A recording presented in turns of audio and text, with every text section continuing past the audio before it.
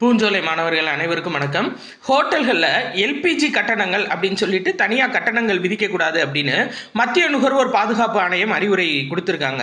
எந்த ஆர்டிக்கிளுக்கு கீழே அப்படின்னு சொல்லி பார்த்தீங்கன்னா 2019, அதாவது நுகர்வோர் பாதுகாப்பு சட்டம் 2019 பிரிவு 2 கிளாஸ் 47 கீழே இது நியாயமற்ற வர்த்தக முறைன்னு சொல்லியிருக்காங்க.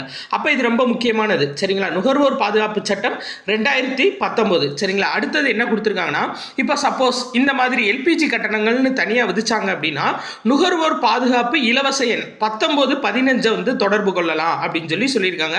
அப்போ இது ஒரு முக்கியமான இன்ஃபர்மேஷன். என்ன அப்படின்னா, தேசிய நுகர்வோர் ஹெல்ப்லைன் எண் அப்படின்றது 1915, 1915. அடுத்து இல்லை அப்படின்னா அவங்களோட வெப்சைட்டில் நுகர்வோர் பாதுகாப்பு இணையதளத்தில் போய் பதிவு செய்யலாம்னு சொல்லியிருக்காங்க. அந்த இணையதளம் பேரு இ ஜாகிருதி, சரிங்களா?